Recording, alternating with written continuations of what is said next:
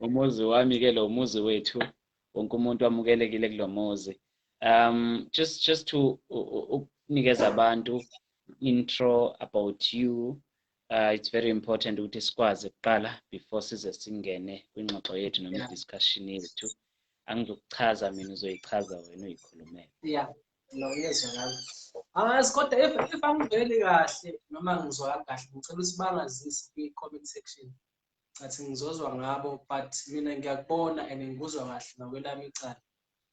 Nami ngiyakubona, ngikuzwa kahle nakwelami icala, but they will let us know ukuthi si right in yonke into right. Yeah. No, I think uthe ngizathula. Please. All right. Cha, inzima kakhulu, akukho okutheni engakusho. Igama uSizwe Ngubane. Ngizalelwe eNkandla. I don't know, kodwa ngicathi abantu bayazi indawo yaseNkandla. Siyazi si former president yakhona. If awuyazi kodwa msuke wezwe nje igama elithi Nkandla. So ngizalelwe eNkandla, eNkandla Hospital, ngakhulela khona eNkandla, kusemakhaya, ngwasemafamu yini. Ngizalelwe emakhaya, ngakhulela khona emakhaya. Primary ngifundele khona, ngiqale eVumatlamvu Primary School la ngifunde khona i-primary yami. Then kwathi I think 2005 sashifta khona eNkandla, but ngaya kwenye indawo, then I had to change i-primary. Ngase ngaqhubeka from grade 4 up to grade 7 ngafunda kwenye i-primary ekuthiwa KwaMtshili Primary School. La ngase ngirelocate khona nabazi noma, because I had to relocate. Ngihlala nogogo eqaleni, then we had to relocate sihlale noma. Ngaqhubeka ngayoqala i-high school evela ngaye comprehensive high school khona eNkandla, la ngize khona ngaqeda khona where I matriculated. Ngizaqeda khona matriculation. Yeah. Okay, so lo muntu esikhuluma naye ke bafowethu uqede umatric. That is true. And then mangiqeda umatric ngahamba, angizange ngime lapho, ngaqhubeka. But ngicathi okunye sokukhuluma kahle mase singena into discussion namhlanje. Okay. After matric, I went on to pursue ifundo zami zase emfundweni ephakeme noma enyuvesi. Okay.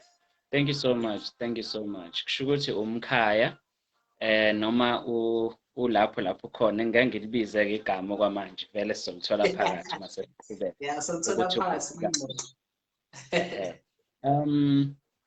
Ngiyathemba ukuthi wonke umuntu, futhi ngiyazi ukuthi wonke umuntu ukulindela ukuzwa kahle ukuthi what is the purpose of the discussion, and kubalekile ukuthi ngikuchaze ukuthi education is always valued and cherished as one of the most important part of human life. Ukufunda. We would love to get into a personal perspective in terms of education system yaseMzansi. Siyazi ukuthi namhlanje besikhuluma nakusasa nangalela langa so besikhuluma ngama matric results ka 2020. Yeah. So just ukuthi your personal view on South African education system, ukuthi mawubuka wena isibeka kuphi kweyiphi level as compared to indawo soyihambile nendawo sowudlule kuzona. Okay. So education system yase South Africa ngokwami mhlawumbe ngayichaza from my own perspective, because asifani singabantu. Omunye uzoyibona ngenye indlela, nami ngizoyibona ngeyami indlela. Into engayisho from my own perspective, educational system yase South Africa, ngingasho ukuthi okay bayazama, they are not yet there. Kuningi izinto ekusadinga ukuthi zilungiswe. Engizibona ukuthi mhlawumbe bekuthiwa zenziwa in a different way ngabe abantwana abakudapoli. Number one, South African educational system yakhona, when you compare to other countries, they train ingane from a young age ngama skills. In South Africa, you don't get that opportunity. They just give you theory. Sometimes you don't even know how to apply the theory. But when you go to other countries, they first they identify ukuthi ngabe lo mntwana mhlawumbe isiphi skill agude kusona, ugude kuphi. because they give them uthola abanye bazofundiswa music from a young age, ama-instruments and everything. So uthi umntwana ekhula uzobe usu-identify ukuthi umntwana okay ugudi la mhlawumbe ugudi kuma-musical instrument or ugudi wherever lazobe egudi khona kuleso skill agudi kusona. But when you go to South Africa, we don't have that opportunity. No, we are not exposed to that. Sinikeza theory, so ufunde a theory, you don't know how to apply this theory. Number two, for example, ngizokwenza example ebonakalayo. eSouth Africa, noma i-computer skill esidingekayo wonke umuntu okumele nje asazi. Everywhere you go, you must know i-computer. But eSouth Africa, even namhlanje, abantwana bafundiswa i-computer, of which it's a very important skill. So in South Africa, ngasho educational system yakhona, it doesn't focus on developing skills somfundi. So I wish ngambe bengalungisa lapho, because into ebaluleke kakhulu, as much as education is important, but ngokwami into ebaluleke kakhulu noma into that will sustain umuntu skill asuke esinikezile. Then education ngizothi education oyitholayo iyakusiza to I don't know the word engayisebenzisa, but iyakusiza ukukhulisa iskill nge-knowledge ozoyithola from the education. Iyakusiza ukuthi kunikeze ulwazi to know more about iskill sakho sukunaso. But into ebaluleke kakhulu is to know iskill sakho ukuthi siphi. Thank you so much. That was clear and explicit. On my side, personal perspective, personal view, I second you with point yakho. eMzansi, we are more on a theory than practicality of what we have studied. So we are more on kwenye language, mhlambe ngenye indlela engayibeka ngakhona ukuthi we preach but we do not practice. We speak but we do not act. We do not so practice. It's a verbal transmission. We do not see it visible and evident from our actions. So sifunda kuphelele lapho ukuthi 1 + 1 = 2, but uzongisiza nini kuphi asazi. Yabona? I don't know how to apply. Ngangitshelwe ukuthi ukhona uYan van Riebeeck, but namhlanje ngazi ngizomsebenzisa kuphi. Do you understand? Exactly. So for example, practicality ayikho. Is lacking, I mean, not ukuthi ayikho, lacking. It's lacking, yeah. Let's just say it's lacking. It's not actually Stobosh. Yeah. For example, okunye engakusho, just to add kulokho esikhuluma ngakho noma to kulonto nje. Yabo mina I did the physical sciences esikoleni, but from isikole bengifunda sona with physical sciences there's paper 1 and paper 2, physics and chemistry. With chemistry, you need to do practicals, izinto abakufundisa zona eklasini. Then you have to perform those things practically. For example, there's what we call titration with chemistry. With titration, bakufundisa eklasini, it's not enough, but you must do practical ubone ukuthi yenziwa kanjani. But thina, we didn't have that. We didn't have e-lab to do all those practicals. When you go to university, first day yakho kumele wenze lama practical ongawenzanga e high school. So abantu who from privileged school, they were lucky bona because babenza into abayaziyo. Ubona it was easy. Mina of course I will struggle because into engayenzanga nginayo background. Into entsha kumina mase sengifika lapha sekumele ngenze. Uthola abanye abantwana baya excel and also ubona abanye benza kahle but niseclassini elilodwa because bona bakwenzile bayayazi lento la from privileged school. So igcina discourage lonto le in a way ukuthi mhlawumbe uthi maybe I'm not good enough. And it's because we're not given that opportunity. Bona bathole kuqala kunathi. But mase sifika university senza into eyodwa. It doesn't count ukuthi ubaphi utholile the opportunity noma the experience ukuthi ukwazi ukwenza ama practical, but nenza into eyodwa. So bona vele they excel because benza into abayaziyo ama background yayo.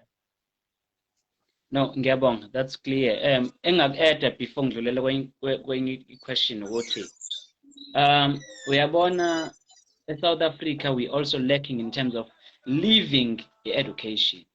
Kumele siyiphile. We apply it emsebenzini nasezimpilweni zethu nasemakhaya. Uyabona? Because the purpose of learning, it is to apply. yabona. Every day into engiyifundayo and as in theory ngiyi-apply kwi-life yami, especially izinto ezinabo moral and ethical lessons kwempilo, yabo. Yeah. So angingayi kude ngoba sesikhulume ngendaba ye-education system, ngicela ukufaka la ekuthini sifisa ukwazi with the public, and I'm happy ukuthi abantu they are here, and abantu even umngani wami la uwara uthi he's watching, he's listening. So kusho ukuthi abantu ngempela they are here, ngiyababona ngeke ngibabize ngamagama. Ngicela usitshele la ukuthi unfortunately akansi ukuthi uba ukhona from my side angikwazi ukubona. Yeah, imini ibhola, umina phela. Yeah. Umina ubona konke. Cha bengifisa ukuthi sazi la as a public, because abantu so batshelile mhlawumbe ukuthi igama lakho uzalwa kuphi, but sifisa ukwazi ukuthi wena in terms of ukufunda ukuphi nokufunda and usuka phi nokufunda, you understand? Okay. No, ayesiqale la. Ayesiqale la ukuthi asiqala lapha high school. Ngifundile from grade 10. Ngiqala ukungena grade 10. I chose to do stream science because I wanted to do a radiograph after matric grade 10. Iyona nto angifuna ukuyenza. Then grade 11 abantu abaningi ababeseduze nabo abangani bami, they were all preaching nje medicine, so ngagcina sengithola lokho nami ukuthi nami I must do medicine, yabo. Ngagcina sengithola no pressure leyo. So mase sifika ka grade 12 okay sabhala yonke into was fine, I was doing well enyakeni. I wasn't smart but I was a hard worker. Angikwazi usingimisele entweni eyenzakalayo, because sometimes it's not about being smart, we have to work hard. Akumele uze ube i-genius kuze uphase kahle, you just need to work hard kuze uthole lento osuke uyifuna, yabo. Abanye abantu kubo like singabantu as individuals asifani, khona abantu abangakusebenzeli kakhulu ukuphasa, khona omunye umuntu kumele uzi-understand uma umuntu, lento engizama ukuyisho, kumele uzi-understand ukuthi kumele ufake i-effort engakanani ukuze uthole your desired outcome. Ungasifanisi nomuntu, mhlawumbe wena i-effort ekumele uyifake ukuze uthole ku-80% incane kune-effort mina kumele ngiyifake, but it doesn't mean ukuthi I can't get 80%. I just need to understand ukuthi mina ingakanani effort kumele ngiyifake ukuze ngifike lapho.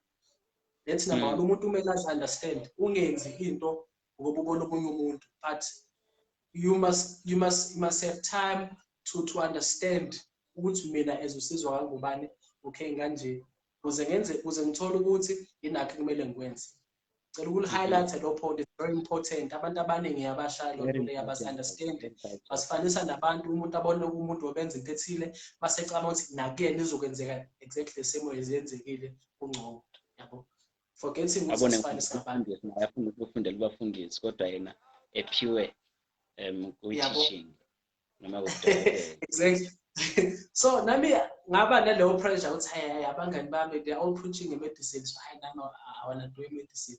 Okay, come ama results aka matric in medicine they want you to have a minimum of 60% with mathematics. Come ama results aka matric I have 50-something% with maths. I didn't meet the requirements. I was so discouraged. I wanted to go back to school, but abazali manqaba because amanye ama-marks aye right. It was mathematics. So I felt like ngifailile because angikwazanga ukuthola into ebekumele ngiyithole. So besibuye lapho but ngifuna ukuthi ngiyilande ngibanikeze isithombe. Okay ke mangiqeda umatric I applied at Nelson Mandela University PE in the Eastern Cape. Applied for nursing. I was accepted for nursing, so I didn't make it to medicine, but ngakwazi ukuthi ngingene kwa nursing. So ngafunda khona for like 2 years. Then ngathi ngilapha ngabona noma I realized ukuthi no, this is not my field, this is not where I'm supposed to be. So the reason why I applied for nursing is because I wanted to do medicine. So I was like, nursing is not far from medicine. Forgetting was why I know medicine, it's not exactly into angifuna ukuyenza, it was peer pressure, yabo.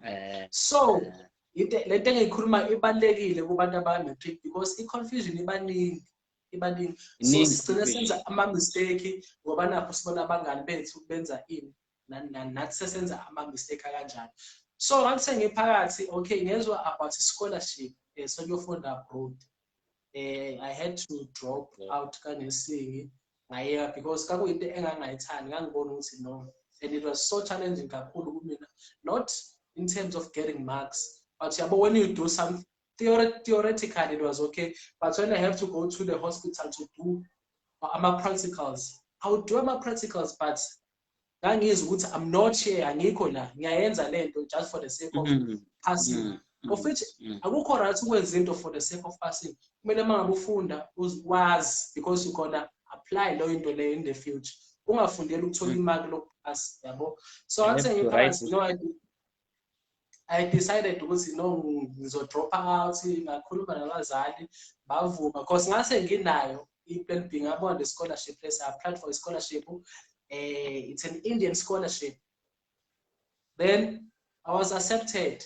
So I came to India ngazofunda i-computer science. Njengamanje I'm studying i-computer science e-India.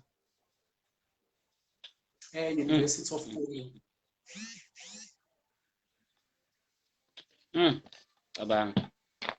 Kusho ukuthi isifiso sakho lesi, because uma ubheka wena lapho usozongena khona ngekhanda. Yeah.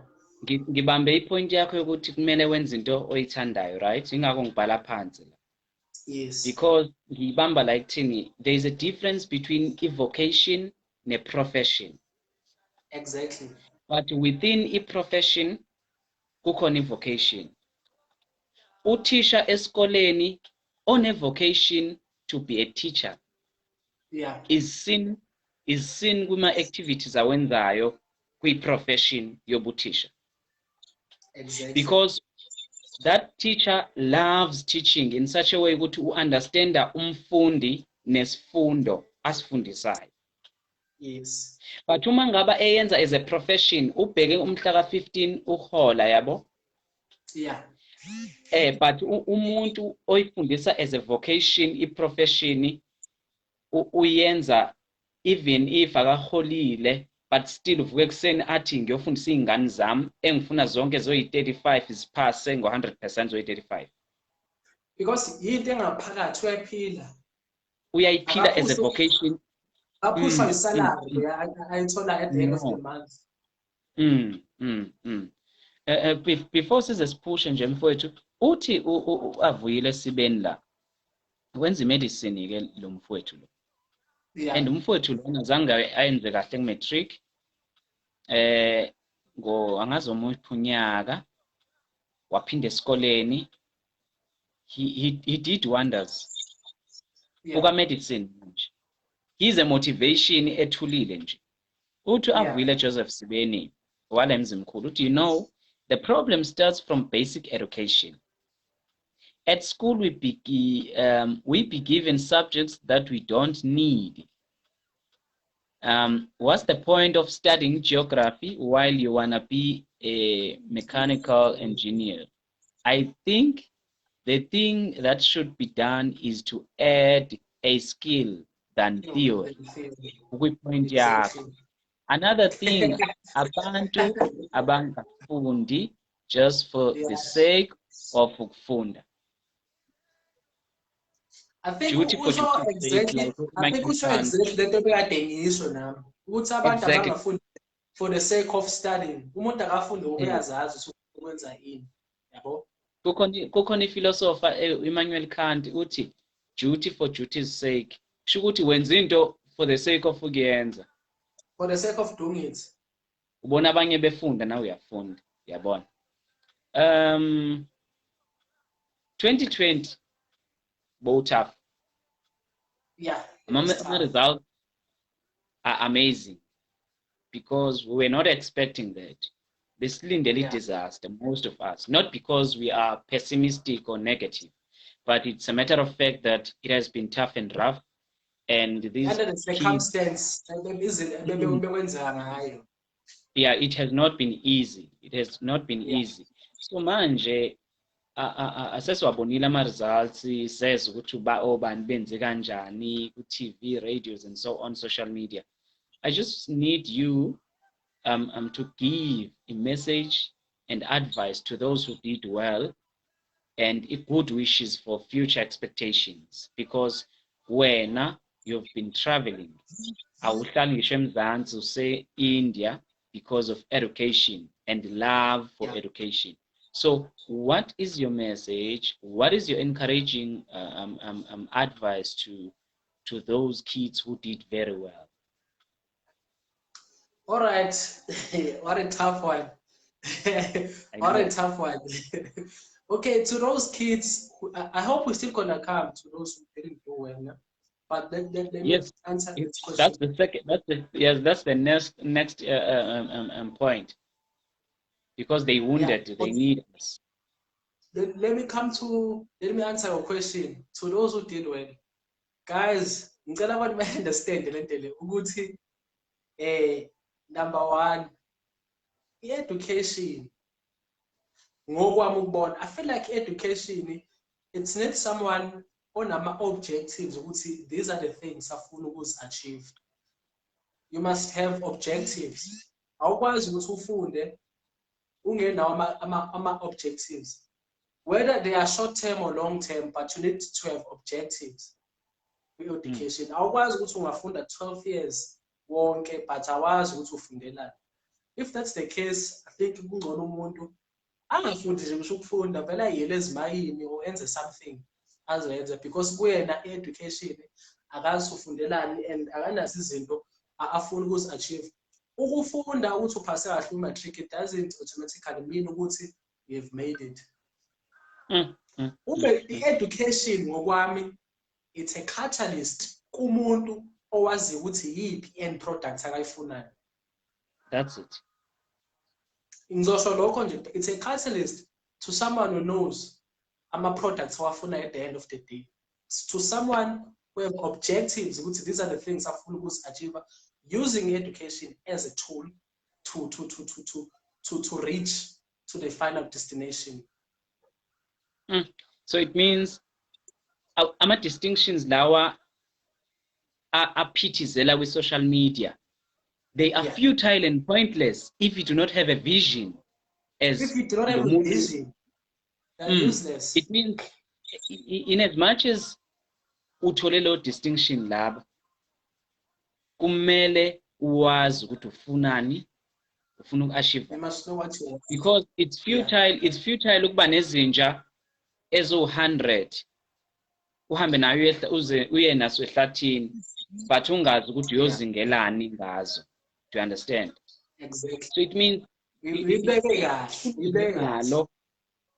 ithuluzi onalo yiba ready ukuthi uzolisebenzisa kuphi, kanjani, for what ekugcineni. I like it indaba ye-objective because it takes it from ukuthi umuntu wayivele ephuphane emncane, not for the sake of studying. Like what's the point of having a gun but ama-bullet engekho? So if we are funda for the sake of studying but you don't know ukuthi yini ofuna ukuyenza, I feel like you're just holding a gun without bullets. Yes, unaso isibhamu esi-education but ngiyaxolisa ukukuphazamisa. Uyamuzwa ubaba uSibeni? Angiboni la. I'm sorry for ukukhomenta umphelo. Yey, wangithinta mani lo mjika. Kusho kuwena khulunywa nawe la. No, ngiyabonga. Yazi angazi akaveli kimi i-comment yakhe, akaveli ngakimi i-comment yakhe.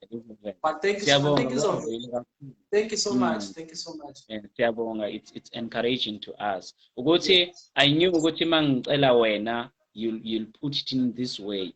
Will be frank ukuthi what is education? Udingakalani umuntu kumele enzeni in order to. So message kulabo abenze kahle ukuthi siyababongela, siyabahalalisela. However, kumele bazi ukuthi bafuna ukuthi uphathe kanjani ngoba no distinction kangaka. Akwenzi. And just to add on that, ukuthi you might have scored lawo distinctions owatholile. You need to understand ukuthi distinction, it doesn't mean ukuthi uma ufika university uzofika ube siqenqo pass.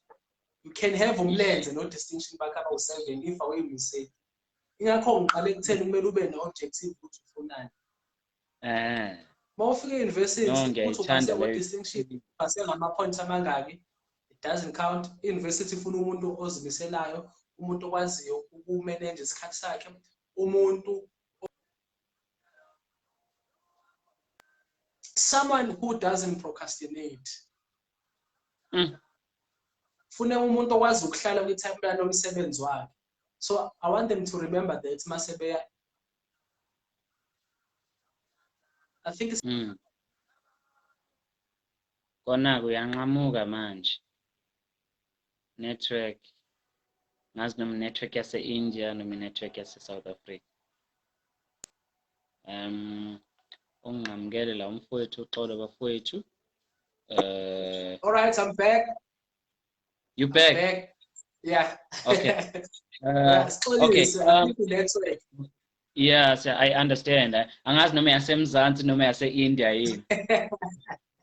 Yeah. So umuntu okwazi ukuhlela kwi-timeline yomsebenzi wakhe understand ukuthi isikhathi sakhe kumele asebenzise kanjani. Aqale ejudge. Yes. Time management. Mfowethu, I failed matric. Kukhona ozosho njalo. Yeah. What do? I feel hopeless and faithless. I-matric certificate yami is bad. Asho njalo umuntu. Athi ngiphasile omunye kodwa ngiphase kambi. What is your message to those guys who are wounded and who really are heartbroken after hard work, dedication, effort, and ukungalali, sleepless nights, and so on, bafeyila? Because akubona bonke abafeyilile bebedlala, khona bebe serious beyimisele 100%, kodwa bafeyila. Yeah. No, engakusho mina angena umuntu wanda kakhulu ukukhuluma. Like ngiyathanda ukuhlala empini yami ngisengizoyisho icaca. Into engizoyisho in short, I want to say to people abangenzanga ngendlela bebefisa ukwenza ngayo, to people who didn't pass umatric, because ukufeyila kwabantu kuhlukene. Khona umuntu othi yes upass ukhona but azange achieve ama kusebafuna ngokwakhe, that's a fail.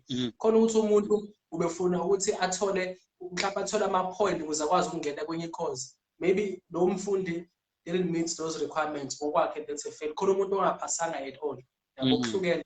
So into engifuna khona umuntu obefuna ukuthola i-bachelor's pass or admission, khona umuntu obezojabulela ukuthi mangithola u-D, khona umfundi ngokwe-capacity yakhe, khona umfundi obejabulisa hayi mangithola u-H mangiphumile kuzobe kuyi-celebration again. Uthi obefuna u-B akangawuthola u-B wathola u-D, kuyena ufeyili loyo ngokwakhe. Yes uphasile but azange achieve izinto ebekade ezifuna. So ngokwami ukufeyila it doesn't mean ukuthi akwenzekanga at all. It means mhlawumbe you didn't reach i-aim yakho obukade uyi-aimile ngokwami. That's how i-fail indlela engichaza ngakhona. So into engifuna ukisho ukuthi i-bachelor's degree, i-bachelor's admission, sorry, noma i-bachelor's pass, it is better than u-D noma i-diploma's pass. Umuntu i-symbol ka-D noma i-diploma, it is better than u-H, which is the higher certificate. U-H, it is better than u-fail, lo ngaphasanga. Fail is better than never. They tried, but it doesn't mean ukuthi sekuphelile ngempilo. So ngokwami they are heroes because they tried kwangenzanga leso sikhathi, but it doesn't mean ukuthi over, it doesn't mean ukuthi sekuphelile. They just need to understand ukuthi impilo ibanikeze another chance to try again. Bazozama kuzoze kwenzeke bafike la abafinyelele khona. So if you feel the need ukuthi ngoba nakho uphase ngo-D, uyakholela kuwena ukuthi bowungenza ngcono and you want to go back to school, go back and try again, uzokuthola lokho okufuna. If awuphasanga at all, go back again to school, uzokuthola lokho okufunayo next time, because uzobe usuwazi ukuthi ikuphi la ushayeke khona. So uzo-avoid lezi zinto ezikushayile uma ususubela for the second time. So kumina abantu who are winners, abantu abazamile bahluleka, then umuntu ongazange ayihluphe ngokuzama at all. So kubantu abangenzanga kahle, engifuna ukusho kubona ukuthi it is better than not trying. What I think It is better to try than not to try at all. Thank you so much, guys, for tuning in. Ngibona abantu bengena la. Phindile Ndevu is in. Ngicela ukusho okuncane nje yazi ngoba ungithintile. Yabona certificate less sa matric esami. Yes.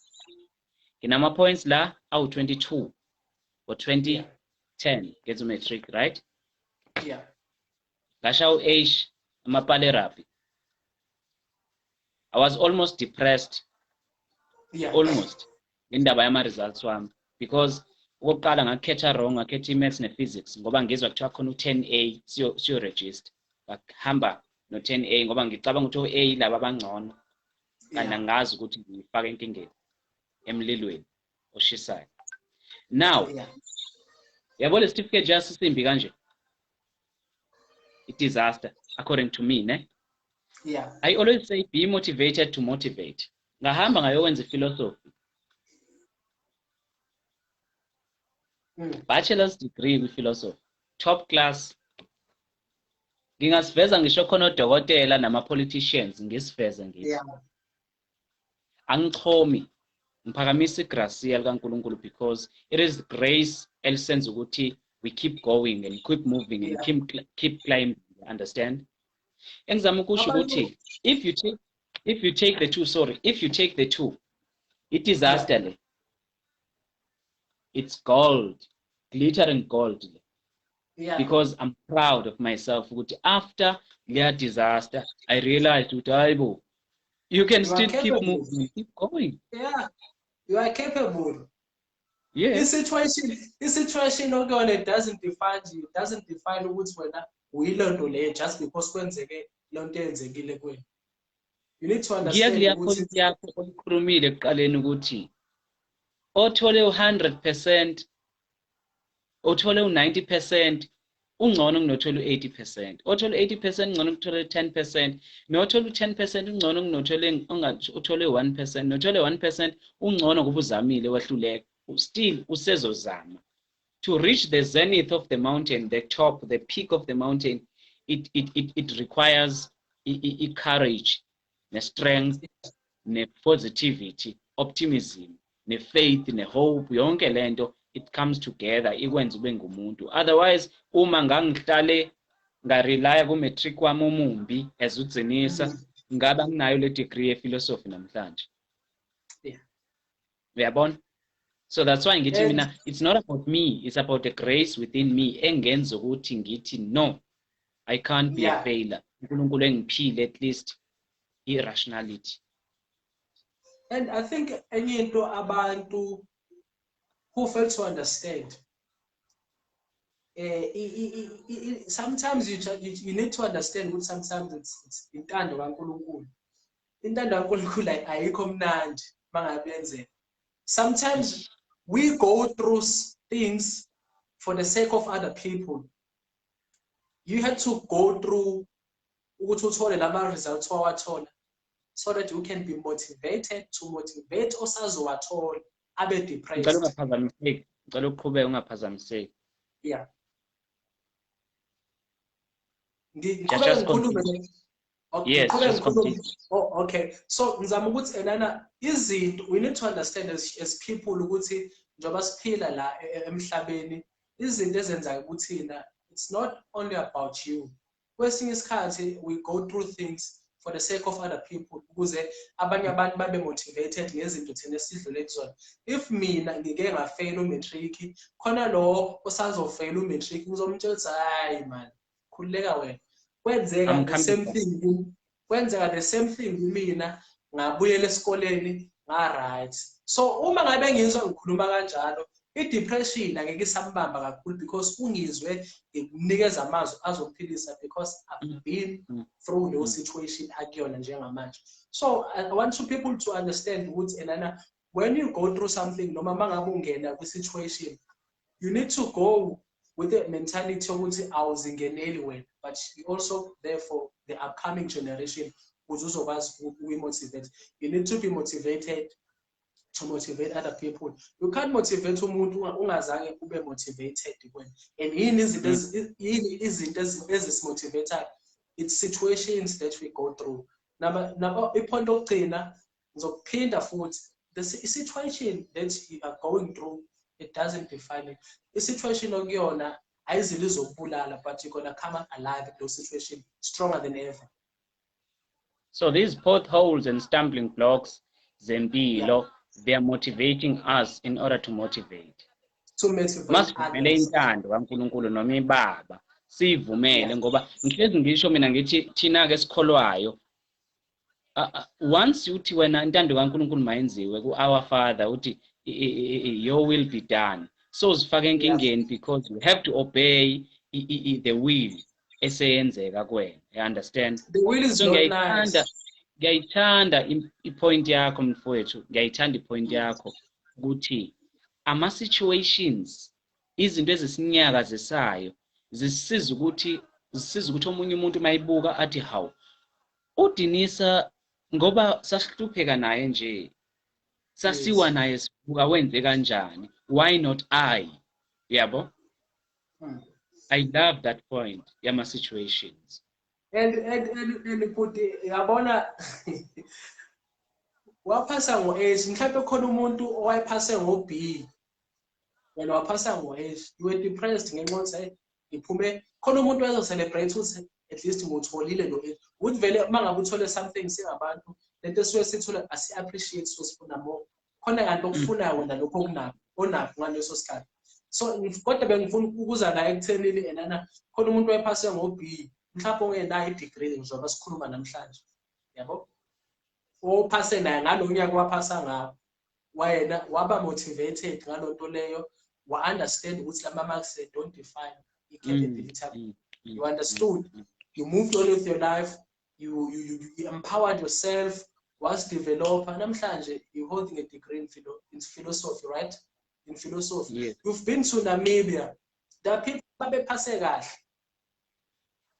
but when you've been to places, so sometimes the grace of God, and it prepares you with blessings, because some blessings they don't come to people It prepares to you. people It prepares you. Okay, it prepares you. The situation, it prepares you for a blessing yakhe.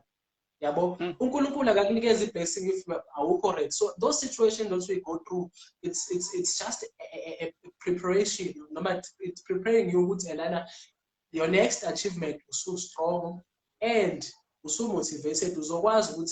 You will be able to advocate because you've been there. So mangabe lapha discourage la muntu, awumbulali. Instead, you have encouraged because you've been there. So you are an advocate for the next coming generation. So in short, the situation that we go through, ayasithwasisa noma ayasinikeza, I don't know the correct word in said this, but formation, they are forming us. Yes, to advocate for abanye abantu, because umuntu mangabe ngaphasanga, that person needs someone ozomotivate, not umuntu ozombulala ngamazwi azwakhulu. Udinga umuntu ozomotivate amtshela ukuthi no, it's possible. Usengakwazi ukuyishintsha le nto le. But these are the things okumele uzenze to change the situation. Njengoba ungaphasanga, to change the situation yakho akubona ukuhlala ekhaya uzokusiza. Go back to school, ufunde, uzimisele. Then your situation will change. Awukwazi ukusho kanjalo umuntu ungayi-understand nawe maybe importance of education.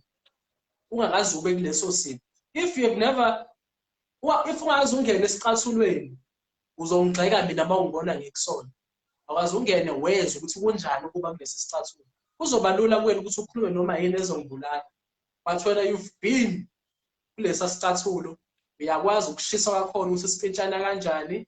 So uma ngabe kwenzeka sengene kusona, because you understand, uzokhipha into ezongiphilisa la emlonyeni wami, ezongimotivate, ukuze ngikwazi ukuthi ngibe optimistic about impilo. Sometimes yabo, you mustn't look beyond. Look beyond, ungabuki la. You must be able to perceive. Hey, man, that was very powerful. No, it's very, that's what you as you're very frank. You don't zigzag. Uyasitshela nje ukuthi kunje u-A u-A u-B u-B. Because lezi zinto mngani wami we shouldn't be massaging them. Asizikhulume ngoba ziyasakha. You understand? Yes. Ziyasakha. Yabona manje usibonga la, sibonga konke uthi Avile Joseph Sibeni, ngicabanga ukuthi is replying. I'm currently a student teacher Nganam and I'm teaching geography and I always prefer taking what is in the textbook into reality. I mean, the learners learn best when they are learn best when they are engaged and when they can interpret what is presented to them. I allow them to be active participants in their own learning. Theory is important, but practical is the key. Awukwazi ukukhuluma into oke wayenza noma into ke awukwazi ukukhohlwa into oke wayenza and noma uyikhohlwa, but it can recall on how it occurs because it's something that we have practical. Yeah, uqinisile ubhuti. Point in straight. Ile nto besisho ekuqaleni obongitshela yona. I mean obositshela yona usichazela sisaqala le discussion ukuthi into ebalekile i-practicality. Ukuthi sesise fieldini manje. U-theory awusasebenzi. Siyaw apply but we practicalize what we have been what was theoretical is practical. Yeah. The theorized form is being practicalized. Yeah. Yabo? Yeah, it ends sense mfowethu siyabonga kakhulu. Towards the end of our discussion, I think only question esiyeqile evela la from Unduza cha. What can you say about those who sacrifice amaphupho abo ukujabulisa abazali labo, for example uma wena ufuna ukuba uthisha but umzali afuna wrong athi ngikhulume le ndaba le. You cannot sacrifice your dreams for someone.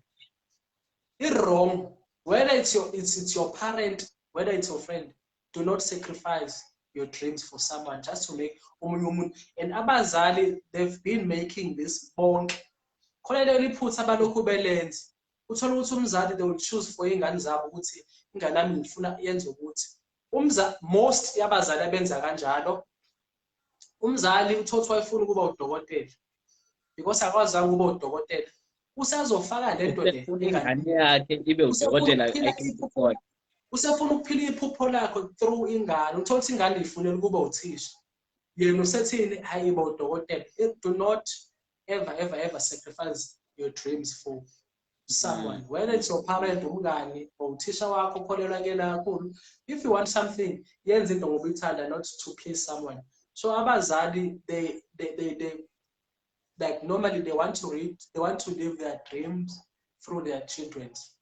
They want to correct amaphutha. They want to correct amaphutha aba bawenzile through us. Abafuni ukuthi basekele senze amaphutha, but bafuna ukuthi yena umuntu acorrecte into yena mhlawumbe bekade emhlulile ngalesa sikhathi. Usefuna ukuthi ayenze ngathi. Seyipushela kwingane yakhe.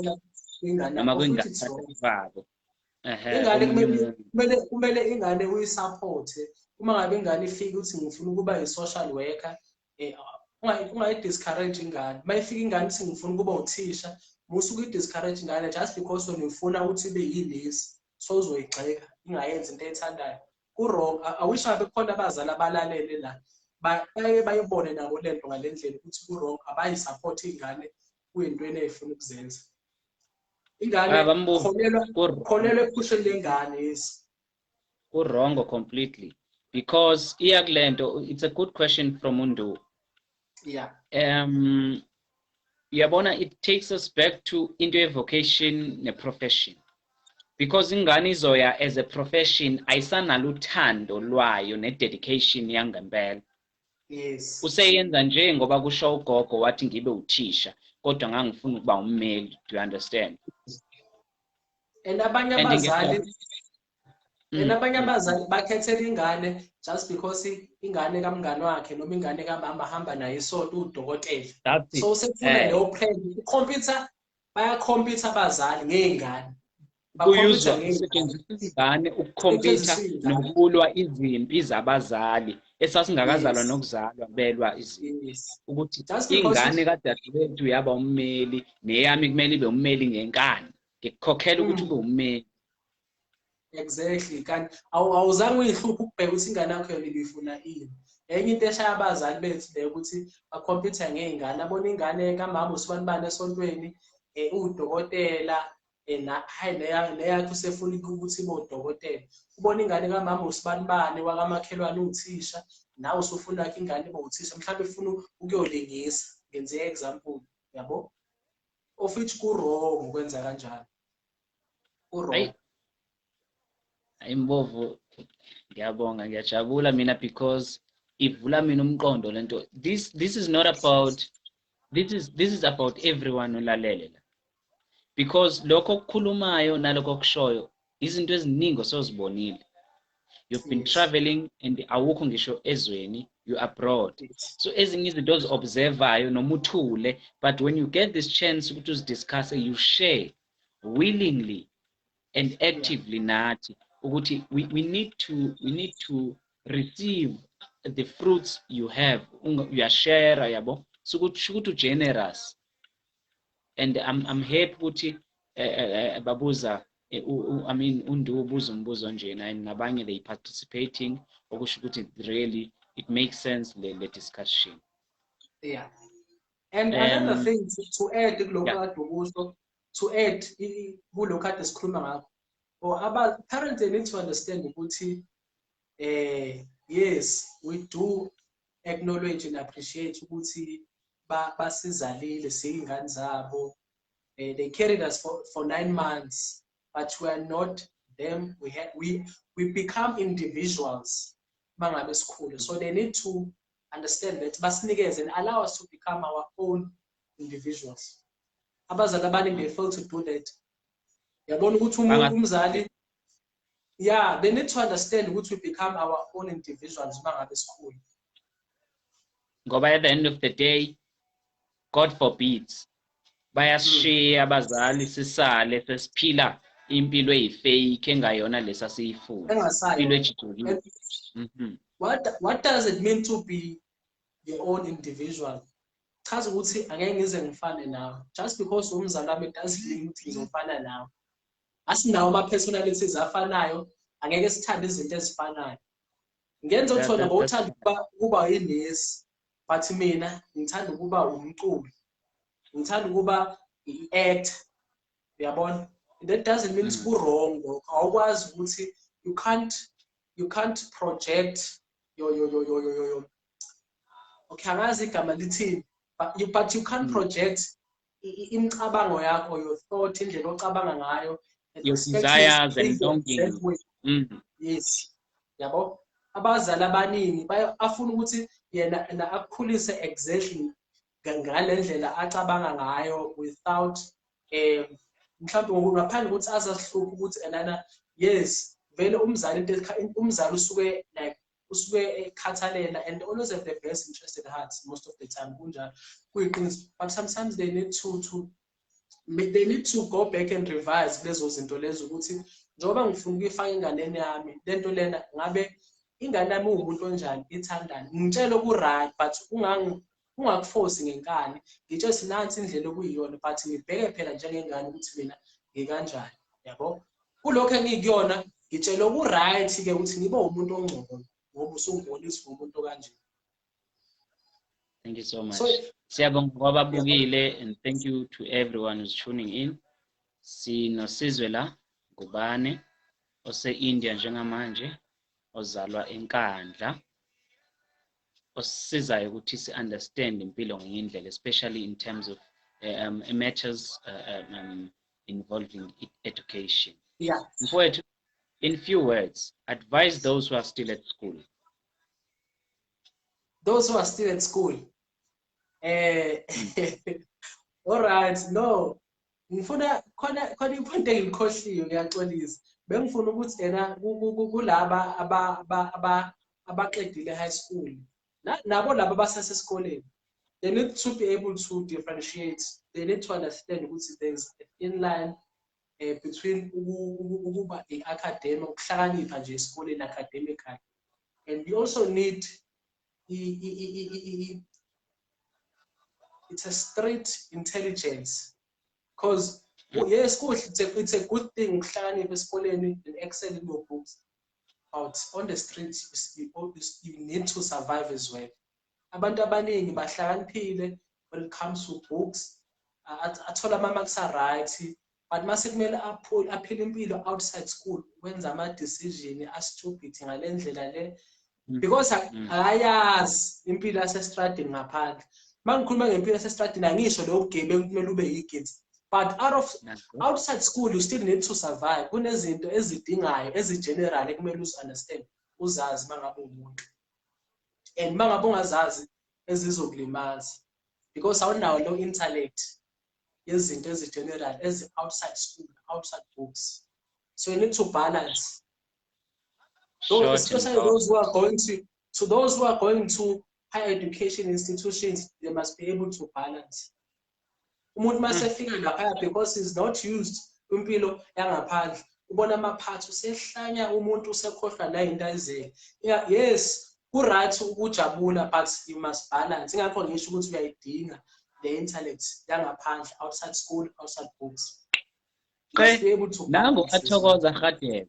Ngiyakuphazamisa mfuthi ungixolele. Okay, thank you so much for Aviwe Upalisa for watching. Nangu athokoza Radebe. Athokoza Radebe uthole OA about 6 or 7, if not mistaken. Congratulations. Yes. I just mentioned him ngoba ngiyambona la, and he's a poet. Uyathanda ukubhala kakhulu. Sorry. Yes. But he's very open-minded and positive. Yeah. Mfowethu siyabonga, and ngiyayithanda leyo because bengiya lapho ukuthi future is here and now. So akekho umuntu ozothi hayi ngizoshintsha ngoba senginge high school, ngizoshintsha ngoba senginge varsity, ngiyoshintsha ngoba sengisebenza, ngiyoshintsha ngoba sengifeel. You understand? Future is here and now. Amend your ways manje. Focus now. Do your best now. Be a hard worker manje. Be dedicated manje, not kusasa, because what if tomorrow never comes? It's now or never. It's now or never. Mhlambe but okunye engakeda to those who are still in school, engifuna ukusho ukuthi abantu ibaluleke kakhulu indaba yokuzazi ukuthi awufani nomunye umuntu, ungasifanisi nomuntu. Abangasifakeli ipressure, abangasifakeli ingcindezi ukuthi mhlambe unobhuti obekade efunda noma ingane kamakhelwane othole noma ubona nangu athokoza uthola uA about 6, akabe motivated ukuthi nami ngiyafuna ukuthola labo but angasifakeli ingcindezi, angasifakeli ipressure. Ababe motivated ngama results amahle, mahle ama results akulonyaka, adona la mahle kakhulu. Ababe motivated but abangasifakeli ingcindezi ezogcina isibalimaza. Yabo? Nazo. That's it. Imbongi yamangcolosi usabelo lo kaBhengu uthi molweni kunjani, they tuning in. Sawubona sabelo. Role of family, sesiyaqeda, role of family and society in building and constructing the academic world. What do we do as the family and community in helping our world to flourish in terms of academics? In few words. Okay. Yabona ke it goes a long way. Singayibuka from the psychological perspective. Singayibuka ngokuthi abazali, do they understand the importance of education? Number one, umzali kumele understand ukuthi education kumele ayazi ukuthi ibalekile na, noma if umzali enga-understand ukuthi education ibaluleke kanjani, izoyisiza kanjani ingane, ngiyakaze akwazi ukusiza ingane yakhe ukuthi iphumelele. Umzali need to understand ukuthi ingane yakhe idinga i-motivation, idinga i-support, kukho konke. Kungenzeka ukuthi mhlawumbe izinto ezidingeka esikoleni mayifika ingane ukuthi mama kudingeka i-textbook ukuthi noma baba kudingeka le textbook, ubaba akakwazi ukuthi asupport ingane ayinikeze leyo mali ukuthi ithenge i-textbook. because ufuna ingane yakho ukuthi yenze kangcono. Ayikwazi ingane mangabe ifika yenza ama-homework uyathetha wena ekhaya uthi uthi imisebenzi yala ekhaya niyenza nini. Allow ingane ukuthi yenze umsebenzi wesikole then okay mhlawumbe ake ngiqala uma ngabe ingane uma uthi ihlala ekhaya ukuthi angihlalanga ekhaya mina kade ngifunde ku-matric engahlali nabazali, but kumuntu ohlala ekhaya uma ngabe efika ephuma esikoleni abazali let's understand ukuthi u-matric akona unyaka olula umsebenzi mningi, kumele ayinikeze ingane space so ukuthi enana kumele yenze umsebenzi ithole isikhathi esanele ukwenza umsebenzi wesikole, isikhathi esanele sokuthi ingane itadishe. But na umfundi ka-matric it doesn't mean sekumele phela naye avilaphe. Uma ethola leso sikhathi akayigeze izitsha, makumele ageze izitsha. Uma ethola leso sikhathi yabo angasale sekasho ukuthi ngenze i-matric hayi mina kumele ngenze lutho la ekhaya. But into ebaluleke kakhulu umzali ababambisana, umzali akasupport ingane. So number one ebengifuna ukusho ukuthi umzali aka-understand ukuthi education ibaluleke kangakanani, because it starts from the from the mind. Ingakho ngithe we can look at this thing from the psychological perspective. If umzali aka-understand value education of which into eyenzeka emqondweni, ngeke aze akubone ukubaluleka, ngeke aze ayisupport ingane ngendlela eyanele. Concluding remarks, Sesiphuma. Anything from guest yethu? No, Sesiphuma, ngizosho ukuthi thank you so much for hosting me. Kube intokozo kakhulu ukuthi to share my 2 cents.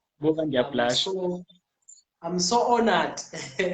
I'm so honored mangibone a response from abantu kwi-comment section, because sometimes you speak like mina, like mangabe ngikhuluma, it doesn't mean lonto leyo injalo. Khona umuntu ozofika nombono wakho ohlukene.